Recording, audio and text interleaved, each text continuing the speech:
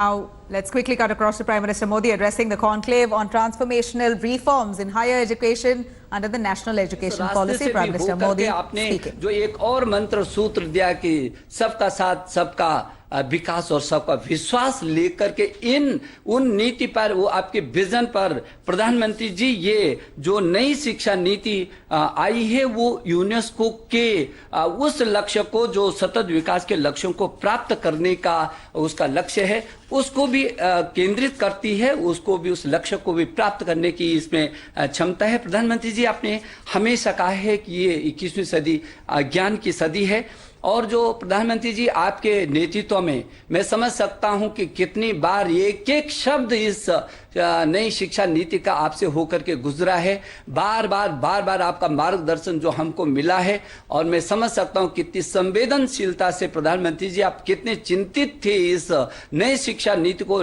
लाने के लिए। एक बार नहीं, दो बार नहीं, तीन बार नहीं, चार बार सहित बार आपने हमारा मार्गदर्शन किया। आपके मानवता के व्यापक विजन के साथ मानवीय मूल्यों के आधार पर समावेशी और सार्वभौमिकता लिए उत्कृष्टता और गुणवत्ता से ज्ञान, विज्ञान, अनुसंधान, प्रौद्योगिकी तथा नवाचार के साथ उदारवादी और विश्व प्रतिस्पर्धी रूप में Bharat knowledge based super power बनाने के लिए, आपके श्रेष्ठ भारत के संकल्प को धरती पर क्रियान्वित करने के लिए आज ये देश भर का शिक्षा परिवार प्रधानमंत्री जी एकत्रित हुआ है। हम आपको भरोसा दिलाने के लिए दूर दूर से आपके साथ जुड़े हैं। मैं बहुत विनम्रता से आपको निवेदन करना चाहता हूं, प्रधानमंत्री जी हमारा मार्गदर्शन करें। आपके आशीर्वाद के हम अभिलाषी हैं। प्रधानमंत्री जी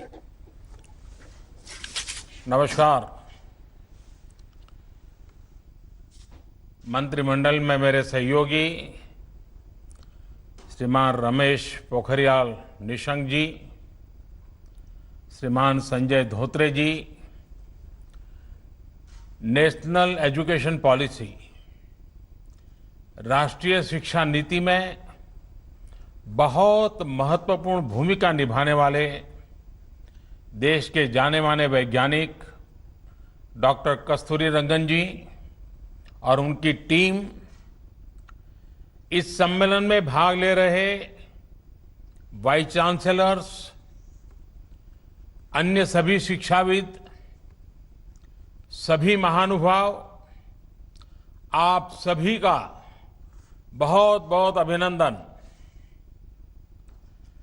नेशनल एजुकेशन पॉलिसी, राष्ट्रीय शिक्षा नीति के संदर्भ में आज का ये इवेंट बहुत ही महत्वपूर्ण है।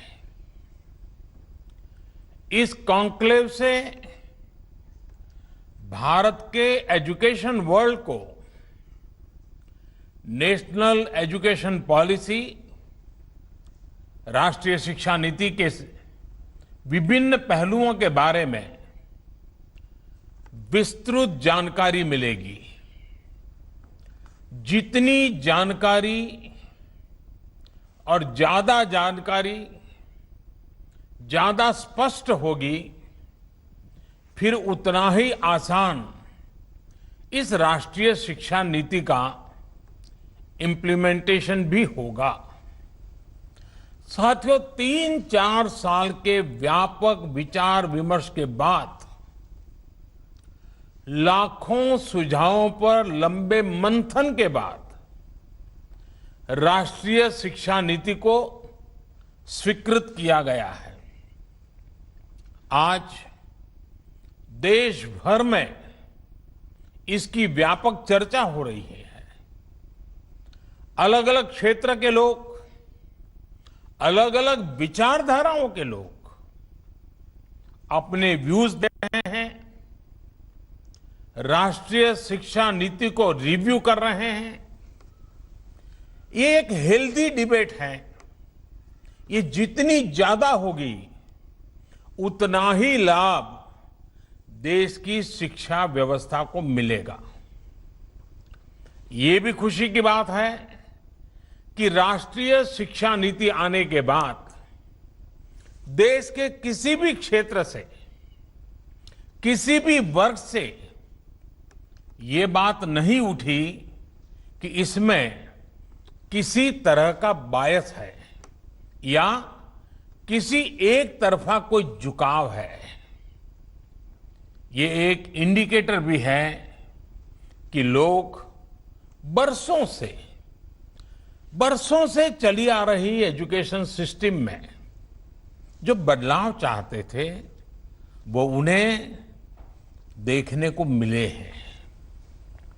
वैसे कुछ लोगों के मन में ये सवाल आना बहुत स्वाभाविक है कि इतना बड़ा रिफॉर्म कागज पर तो कर दिया, लेकिन इसे जमीन पर कैसे उतारा जाएगा। यानी अब सबकी निगाहें इसके इम्प्लीमेंटेशन की तरफ है। इस चैलेंज को देखते हुए व्यवस्थाओं को बनाने में जहां कहीं कुछ सुधार की आवश्यकता है, वह हमें सबको मिलकर के करना है और करना ही है। आप सभी राष्ट्रीय शिक्षा नीति के इम्प्लीमेंटेशन में और उस काम में सीधे तौर पर जुड़े हैं और इसलिए आप सबकी भूमिका बहुत ज्यादा है, बहुत अहम है। जहां तक पॉलिटिकल विल की बात है, मैं पूरी तरह कमिटेड हूं, मैं पूरी तरह आपके साथ हूं। साथियों, हर देश अपनी शिक्षा व्यवस्था को अपनी नेशनल वैल्यूज के साथ जोड़ते हुए अपने नेशनल गोल्स के अनुसार रिफॉर्म्स करते हुए आगे बढ़ता है। मकसद ये होता है कि देश का एजुकेशन सिस्टम अपनी वर्तमान और आने वाली पीढ़ियों को फ्यूचर रेडी रखे, फ्यूचर रेडी करें। भारत की नेशनल एजुकेशन पॉलिसी, राष्ट्रीय शिक्षा नीति का आधार भी यही सोच है। राष्ट्रीय शिक्षा नीति 21वीं सदी के भारत की, नए भारत की फाउंडेशन तैयार करने वाली है। 21वीं सदी के भारत को हमारे युवाओं और हमारे युवाओं को जिस तरह की एजुकेशन की जरूरत है, जैसी स्किल्स चाहिए, राष्ट्रीय शिक्षा नीति पर इन बातों पर विशेष फोकस है। भारत को ताकतवर बनाने के लिए, विकास की नई ऊंचाई पर पहुंचाने के लिए भारत के नागरिकों को और सशक्त करने के लिए उन्हें ज्यादा से ज्यादा अवसरों के उपयुक्त बनाने के लिए इस एजुकेशन पॉलिसी में खास जोर दिया गया है। जब भारत का स्टूडेंट, चाहे वो नर्सरी में हो या फिर कॉलेज में साइंटिफिक तरीके से पढ़ेगा, तेजी से बदलते हुए समय और तेजी से बदलती जरूरतों के हिसाब से पढ़ेगा, तो वो नेशन बिल्डिंग में कंस्ट्रक्टिव भूमिका निभा पाएगा। साथियों, बीते अनेक वर्षों से हमारे एजुकेशन सिस्टम में बड़े बदलाव नहीं हुए थे। परिणाम ये हुआ कि हमारे समाज में क्यूरोसिटी और इमेजिनेशन की वैल्यूज को प्रमोट करने के बजाय भेड़ चाल को ही प्रोत्साहन मिलने लगा था। कभी डॉक्टर बनने के लिए होड़ लगी, कभी इंजीनियर बनाने की होड़ लगी, कभी वकील बनाने की होड़ लगी। इंटरेस्ट, एबिलिटी और डिमांड की मैपिंग किए बिना होड़ लगाने की प्रवृत्ति से एजुकेशन को बाहर निकालना जरूरी था। हमारे स्टूडेंट्स में, हमारे युवाओं में क्रिटिकल थिंकिंग और इनोवेटिव थिंकिंग विकसित कैसे हो सकती है जब तक हमारी शिक्षा में पैशन ना हो, फिलॉसफी ऑफ एजुकेशन ना हो, पर्पज ऑफ एजुकेशन ना हो। साथियों, आज गुरुवर रविंद्रनाथ ठाकुर की पुण्यतिथि भी है। वो कहते थे, उच्चतम शिक्षा वो है जो हमें सिर्फ जानकारी नहीं देती, बल्कि हमारे जीवन को समस्त अस्तित्व के साथ सद्भाव में लाती है। निश्चित तौर पर राष्ट्रीय शिक्षा नीति का बृहद लक्ष्य इसी से जुड़ा है। इसके लिए टुकड़ों में सोचने के बजाय एक होलिस्टिक अप्रोच की जरूरत थी, जिसको सामने रखने में राष्ट्रीय शिक्षा नीति सफल रही है। साथियों, आज जब राष्ट्रीय शिक्षा नीति मूर्त रूप ले चुकी है, तो मैं उस समय और सवालों की भी चर्चा आपसे करना चाहता हूं जो हमारे सामने शुरुआती दिनों में आए थे। उस समय जो दो सबसे बड़े सवाल थे वो यही थे कि क्या हमारी शिक्षा व्यवस्था हमारे युवाओं को क्रिएटिव, क्यूरियोसिटी और कमिटमेंट ड्रिवन लाइफ के लिए मोटिवेट करती है। आप लोग इस क्षेत्र में इतने वर्षों से हैं, आपने अपना जीवन शिक्षा के लिए खपा दिया है, समर्पित किया है। आप लोग इसका जवाब बेहतर जानते हैं। साथियों, हमारे सामने दूसरा सवाल था कि क्या हमारी शिक्षा व्यवस्था हमारे युवाओं को एम्पावर करती है, देश में एक एम्पावर्ड सोसाइटी के निर्माण में मदद करती हैं।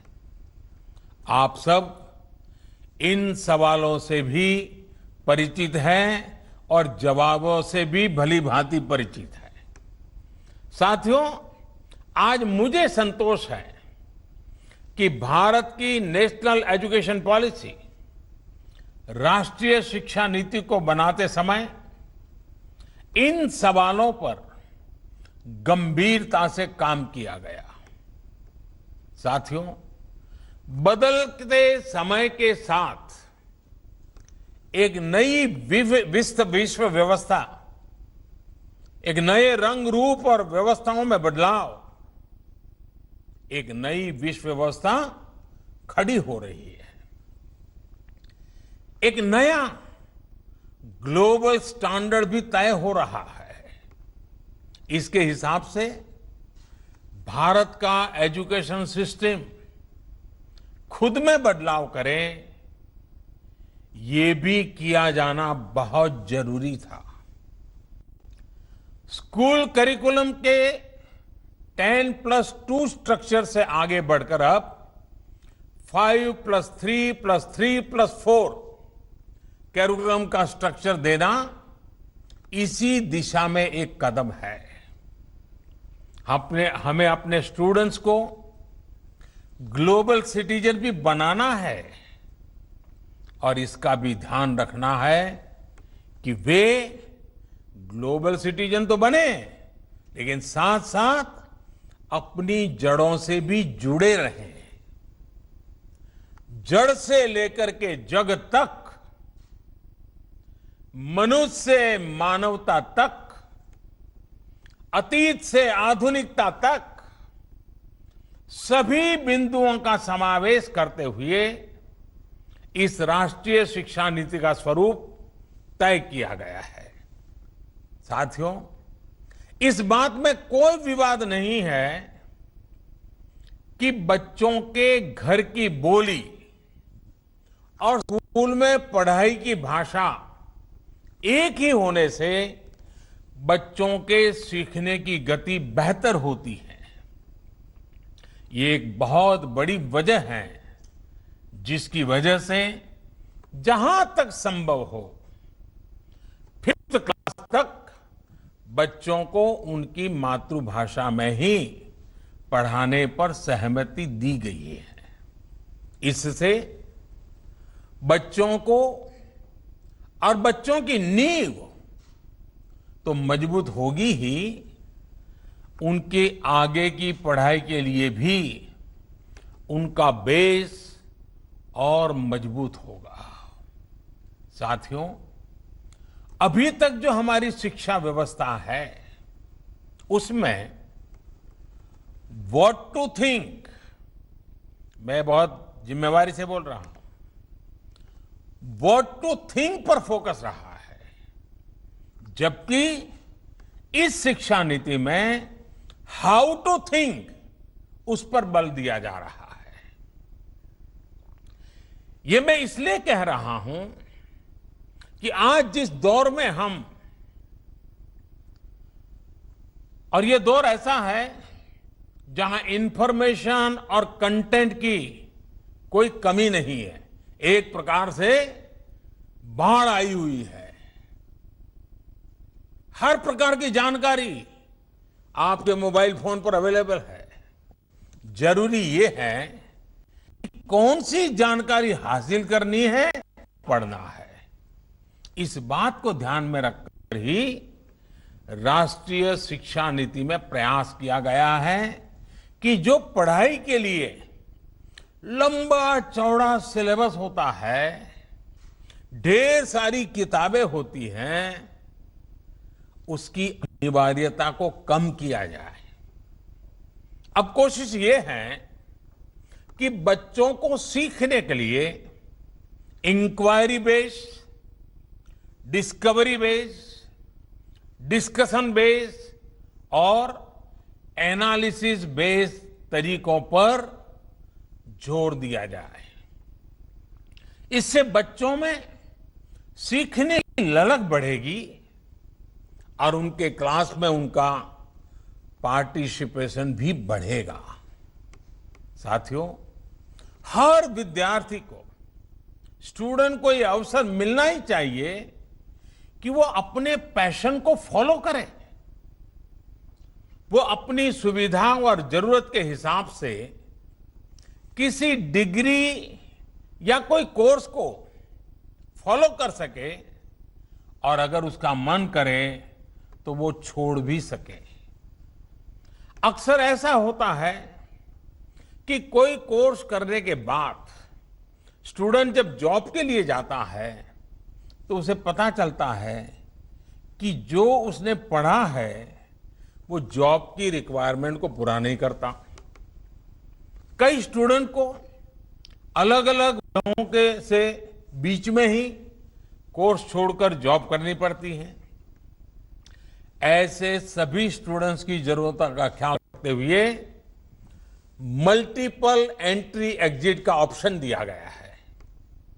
अब स्टूडेंट वापस अपने कोर्स से जुड़कर अपनी जॉब रिक्वायरमेंट के हिसाब से ज्यादा इफेक्टिव तरीके से पढ़ाई कर सकता है, लर्न कर सकता है। इसका एक और एस्पेक्ट है, जब स्टूडेंट्स को यह भी स्वतंत्रता होगी कि अगर वो कोई कोर्स बीच में छोड़कर दूसरे कोर्स में प्रवेश लेना चाहे तो वो कर सकते हैं। इसके लिए वो पहले कोर्स से एक निश्चित समय तक ब्रेक ले सकते हैं और दूसरा कोर्स ज्वाइन कर सकते हैं। हायर एजुकेशन को स्ट्रीम से मुक्त करने, मल्टीपल एंट्री और एग्जिट क्रेडिट बैंक के पीछे यही एक बहुत लंबे दूर की सोच के साथ हम आगे आए हैं। हम उस एरा की तरफ बढ़ रहे हैं जहां कोई व्यक्ति जीवन भर किसी एक प्रोफेशन में ही नहीं टिका रहेगा। बदलाव निश्चित है, मान के चलिए, और इसके लिए उसे निरंतर खुद को रीस्किल और अपस्किल करते रहना ही होगा। नेशनल एजुकेशन पॉलिसी, राष्ट्रीय शिक्षा नीति में इसका भी बारीकी से ध्यान रखा गया है। साथियों, किसी भी देश के विकास में एक बड़ी भूमिका रहती है समाज के हर तबके की गरिमा, उसकी डिग्निटी। समाज का कोई व्यक्ति कोई भी काम करता हो, कोई निम्न नहीं होता है। हमें ये सोचना चाहिए कि भारत जैसे सांस्कृतिक रूप से समृद्ध रहे देश में ये बुराई कहां से आई? ऊंच नीच का भाव, मेहनत मजदूरी करने वालों के प्रति हीन भाव, इस प्रकार की विकृति हमारे अंदर कैसे घर कर गई? इसकी एक बड़ी वजह रही है कि हमारी एजुकेशन का समाज के इस तबके के साथ एक डिस्कनेक्ट रहा। जब गांवों में जाएंगे, किसान को, श्रमिकों को, मजदूरों को काम करते देखेंगे, तभी तो उनके बारे में जान पाएंगे, उन्हें समझ पाएंगे वो कितना बड़ा योगदान कर रहे हैं। समाज की आवश्यकताओं की पूर्ति के लिए वो कैसे अपना जीवन खपा रहे हैं। उनके श्रम का सम्मान करना हमारी पीढ़ी को, वर्तमान को, भावी पीढ़ी को सीखना ही होगा। इसलिए राष्ट्रीय शिक्षा नीति में स्टूडेंट एजुकेशन और डिग्निटी ऑफ लेबर, उस पर भी बहुत ध्यान दिया गया है। साथियों, 21वीं सदी के भारत से पूरी दुनिया को बहुत अपेक्षाएं हैं। भारत का सामर्थ्य है कि वो टैलेंट और टेक्नोलॉजी का समाधान पूरी दुनिया को दे सकता है। हमारी इस जिम्मेदारी को भी हमारी एजुकेशन पॉलिसी एड्रेस करती है। राष्ट्रीय शिक्षा नीति में जो भी समाधान सुझाए गए हैं, उससे फ्यूचरिस्टिक टेक्नोलॉजी के प्रति एक माइंडसेट विकसित करने की भावना भी है। अब टेक्नोलॉजी ने हमें बहुत तेजी से, बहुत अच्छी तरह से, बहुत कम खर्च में समाज के आखिरी छोर पर खड़े स्टूडेंट तक पहुंचने का माध्यम दिया है। हमें इसका ज्यादा से ज्यादा उपयोग करना है। इस एजुकेशन पॉलिसी के माध्यम से टेक्नोलॉजी आधारित बेहतर कंटेंट और कोर्स के डेवलपमेंट में बहुत मदद मिलेगी। बेसिक कंप्यूटिंग पर बल हो, कोडिंग पर फोकस हो, या फिर रिसर्च पर ज्यादा जोर, ये सिर्फ एजुकेशन सिस्टम ही नहीं बल्कि पूरे समाज की अप्रोच को बदलने का माध्यम बन सकता है। वर्चुअल लैब जैसे कंसेप्ट ऐसे लाखों साथियों तक बेहतर शिक्षा के सपने को ले जाने वाला है जो पहले से ही सब्जेक्ट्स पढ़ ही नहीं पाते थे जिसमें लैब एक्सपेरिमेंट जरूरी हो। नेशनल एजुकेशन पॉलिसी, राष्ट्रीय शिक्षा नीति हमारे देश में रिसर्च और एजुकेशन के गैप को खत्म करने में भी अहम भूमिका निभाने वाली है।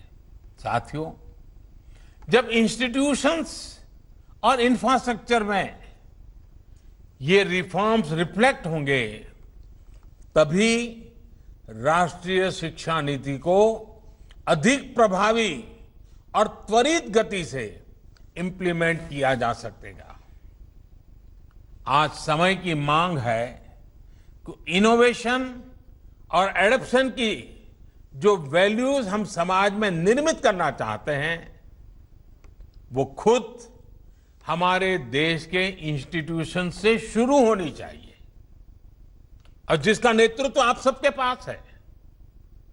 जब हम एजुकेशन और विशेष हायर एजुकेशन को एम्पावर्ड सोसाइटी के निर्माता के रूप में खड़ा करना चाहते हैं तो इसके लिए हायर एजुकेशन इंस्टीट्यूशंस को भी एम्पावर करना जरूरी है। और मैं जानता हूं जैसे ही इंस्टीट्यूशंस को एम्पावर करने की बात आती है तो उसके साथ ही एक और शब्द चला आता है और वो शब्द आप भली बात ही जानते हैं। वो शब्द क्या है? ऑटोनॉमी। ऑटोनॉमी। आप भी जानते हैं कि ऑटोनॉमी को लेकर हमारे यहां दो तरह के मत पूरे देश में प्रवर्तमान है। एक कहता है कि सब कुछ सरकारी नियंत्रण से पूरी सख्ती से चलना चाहिए, तो दूसरा कहता है कि सभी संस्थानों को बाय डिफॉल्ट ऑटोनॉमी मिलनी चाहिए। पहली अप्रोच में नॉन गवर्नमेंट संस्थानों के प्रति मिसट्रस्ट दिखता है, तो दूसरी अप्रोच में ऑटोनॉमी को एंटाइटलमेंट के रूप में भी ट्रीट किया जाता है। गुड क्वालिटी एजुकेशन का रास्ता इन दोनों के बीच में से ही निकलता है, दोनों मतों के मध्य से ही निकलता है। जो संस्थान क्वालिटी एजुकेशन के लिए ज्यादा काम करे उसको ज्यादा फ्रीडम से रिवॉर्ड किया जाना चाहिए। इससे क्वालिटी को एनकरेजमेंट मिलेगा और सबको ग्रो करने के लिए इंसेंटिव भी मिलेगा। नेशनल एजुकेशन पॉलिसी, राष्ट्रीय शिक्षा नीति आने से पहले हाल के वर्षों में आपने भी देखा है कि कैसे हमारी सरकार ने अनेकों इंस्टीट्यूशंस को ऑटोनॉमी देने की पहल की है। मुझे उम्मीद है राष्ट्रीय शिक्षा नीति का जैसे जैसे विस्तार होगा शिक्षा संस्थानों को ऑटोनॉमी की प्रक्रिया भी और तेज होगी। साथियों, देश के पूर्व राष्ट्रपति महान वैज्ञानिक डॉक्टर एपीजे अब्दुल कलाम कहा करते थे, the purpose of education is to make human beings with skill and expertise. Enlightened human beings can be created by teachers. वाकई शिक्षा व्यवस्था में बदलाव देश को अच्छे स्टूडेंट्स, अच्छे प्रोफेशनल्स और उत्तम नागरिक देने का बहुत बड़ा माध्यम आप सभी हैं।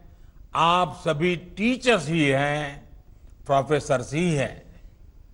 शिक्षा जगत से जुड़े आप ही लोग इस काम को करते हैं और कर सकते हैं। इसलिए नेशनल एजुकेशन पॉलिसी राष्ट्रीय शिक्षा नीति में डिग्निटी ऑफ टीचर्स का भी ध्यान रखा गया है। एक प्रयास ये भी है कि भारत का जो टैलेंट है वो भारत में ही रहकर आने वाली पीढ़ियों का विकास करे। राष्ट्रीय शिक्षा नीति में टीचर ट्रेनिंग पर बहुत जोर है। वो अपनी स्किल्स लगातार अपडेट करते रहें, इस पर बहुत जोर है। I believe when a teacher learns, a nation leads. साथियों, नेशनल एजुकेशन पॉलिसी, राष्ट्रीय शिक्षा नीति को अमल में लाने के लिए हम सभी को एक साथ संकल्पबद्ध होकर काम करना है। यहां से universities, colleges, school education boards, अलग अलग स्टेट्स, अलग अलग स्टेक होल्डर्स के साथ संवाद और समन्वय का नया दौर शुरू होने वाला है। आप सभी साथी, क्योंकि हायर एजुकेशन के सबसे शीर्ष संस्थानों के शीर्ष में है, तो आपकी जिम्मेदारी ज्यादा है। मेरा आग्रह है कि राष्ट्रीय शिक्षा नीति पर लगातार वेबिनार करते रहिए, डिस्कशंस करते रहिए, नीति के लिए रणनीति बनाइए, रणनीति को लागू करने के लिए रोड मैप बनाइए, रोड मैप के साथ टाइमलाइन जोड़िए, उसको इंप्लीमेंट करने के लिए रिसोर्सेज, ह्यूमन रिसोर्सेज, इस सबको जोड़ने की योजना बनाइए। और ये सारा चीज नई नीति के प्रकाश में आप ही को करना है। राष्ट्रीय शिक्षा नीति सिर्फ एक सर्कुलर नहीं है। राष्ट्रीय शिक्षा नीति सिर्फ सर्कुलर जारी करके, नोटिफाई करके इंप्लीमेंट नहीं हो सकती है। इसके लिए मन बनाना होगा। आप सभी को दृढ़ इच्छा शक्ति दिखानी होगी। भारत के वर्तमान और भविष्य को बनाने के लिए, आपके लिए, हम सबके लिए ये एक महायज्ञ है।